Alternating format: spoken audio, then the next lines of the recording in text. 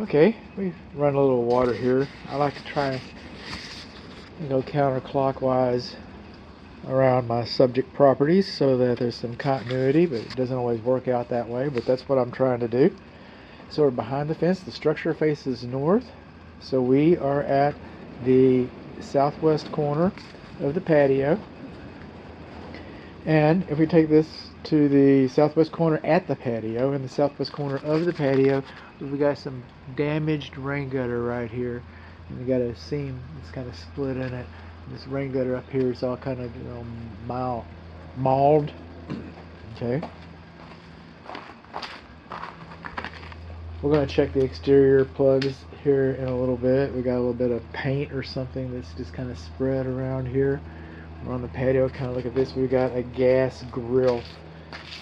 Now, check with the gas grill manufacturer to find out about how they feel about, whether it's under the cover or not. Okay. And then just kind of moving on along over here, and just kind of moving down. We got some of our ice buildup is pretty close to the foundation perimeter. It's kind of limiting some of our observations.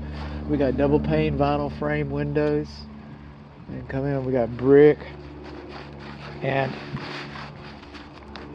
masonite type siding. Coming along here, this is called a control joint. You don't have this much brickwork, okay, in this part of the country, and not has some movement. It's just like the lines in the street.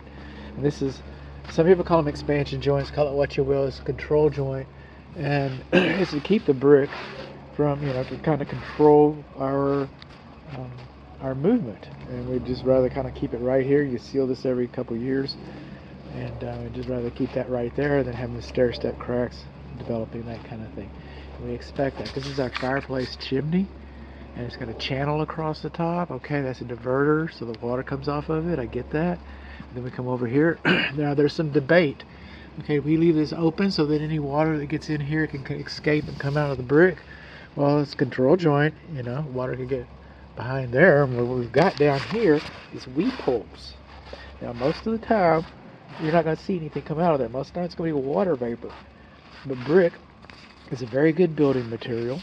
This building can burn down. You can reuse the brick. Okay, it's a very good insulator.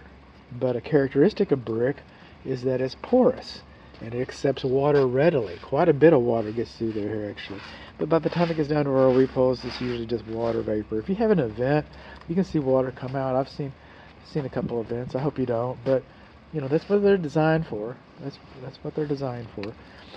So now we got a little bit of a debate right here on the chimney, to seal or not to seal.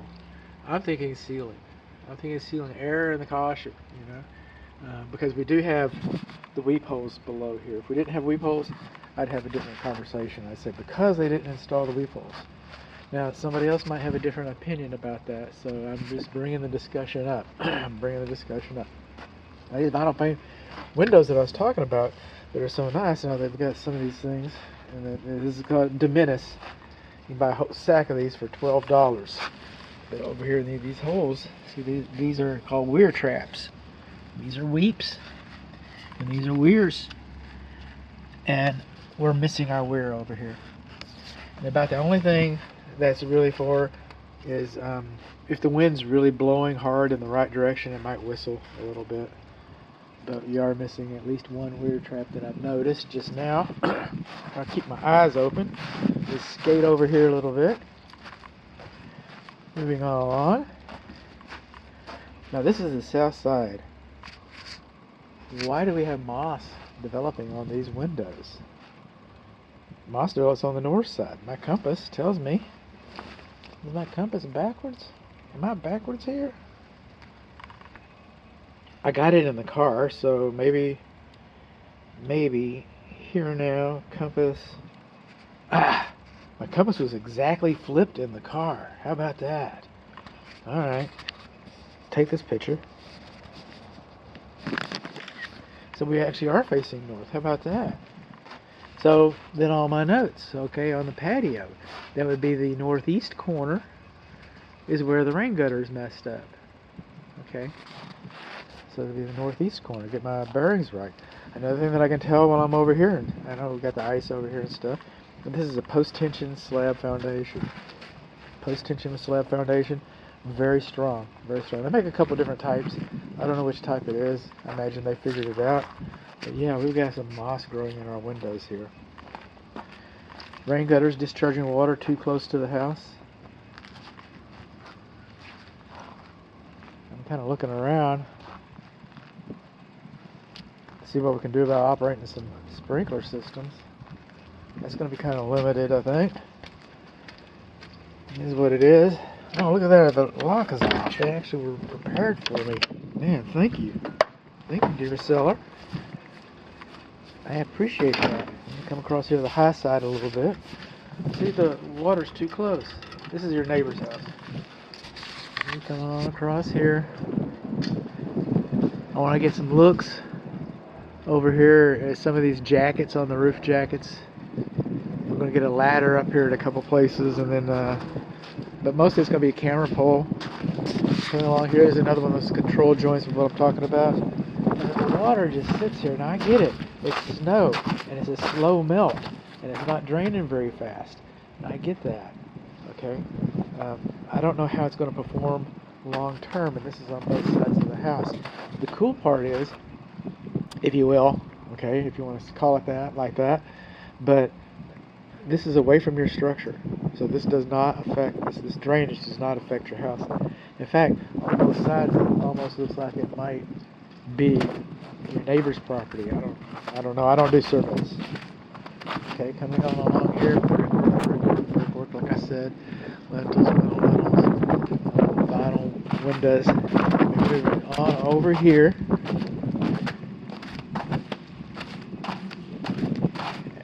And you're going to see this in another video as well. But we got some gaps around some disconnects from the air conditioning units. We shouldn't have gaps like that. Okay. And again, we're going to have a whole different video for these guys. A whole different video for the electrical. Okay. Got to figure things out. This is where I'm going to be taking my water pressure test. Moving all along. Got a little bit of wood rot right here on our door casement. It's pretty close to the concrete. Okay. Got some over here, not so much. Okay, got our lintels. Fine. Got a little brickwork out front. That's nice. Addresses out here. So this is a portico. Okay, the rain gutter. It's supposed to be about an inch gap between the end of the rain gutter and the brickwork. I'm trying to get the water away from the house.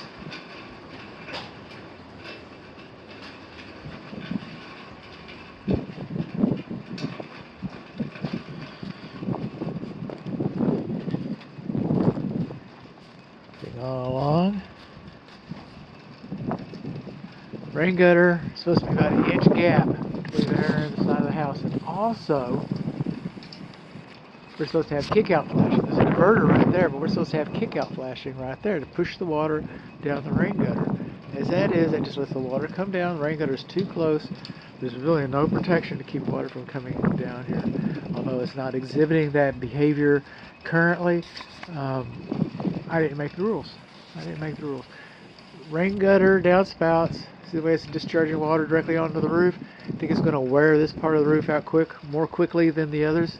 I do. I think it'll wear it out more quickly. Also, what have we got over here? Over here we got something of a dead valley. Not a true dead valley, but it's still problematic. All the water runs down off the roof of this. All the water runs off here. All the water runs into that rain gutter that's discharging directly onto the roof covering. And all that water goes down into this little nook right here on the side. And yeah, that makes the house interesting, okay? It's attractive. We want it. But it is problematic. A tree should not be placed closer than 25 feet to a slab foundation.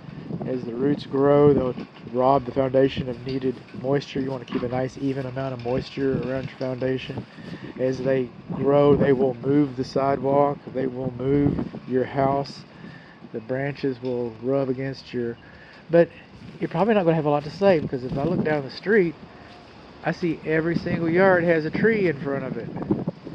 Okay, there's a lot of continuity here. And that continuity suggests to me that maybe the homeowners association is going to require that. So I can tell you that these two votes, there might not be much that can be done about it. Okay, over here. So I've been saying the west, but actually that's the north. So this is on the east side of the house is where our gas enters the house. And our gas is bonded right there. That's nice. Shut-offs, disconnects. All good. Again, post-tension cables. Again, control joint. So look here. This control joint is open. Control joints are just open like a big old dog. Look at that. Alright. Now we need weep holes over our lintels. See, when these windows there's enough brick over a window, like these windows over here. Alright. We need to support the brick that's above it, so we put metal lintels. And we put metal lintels. Now we've disrupted the drainage plane. Okay? Because the drainage plane usually stops right down here on the foundation perimeter where we have weep holes. But now we've had to add additional weep holes above our lintels. The lintels should be painted, okay, to keep them from rusting, because if they rust, they expand. If they expand, they're going to crack the brick around there. This control joint over here, that's not a weep hole. Okay? These walls are designed to take on a certain amount of water. It's allowing for storms, which are inevitable. Okay? They were designed for the weather in this part of the world. Right? But that's not part of the design. That's more water. The building was designed to withstand during water, during rain. And then up here, you see our butt-ends. Well, if I come over here, there's a couple of them. Looking, I can see underneath them. I can see behind them. I can see that we do not have flashing tape behind our butt-ends. You see that little pipe up there? Okay, that's your emergency drain for your air conditioner. If you look out the window, you'll see the water coming down. You see the water coming down, then you know that you got a problem with your air conditioner. Moving on along. See, this is a control joint that's been properly sealed. Got soffit vents. And again, we've got water that's collecting over here. Just massive amounts of water. I know we're having a rain, snow. I know it's slow.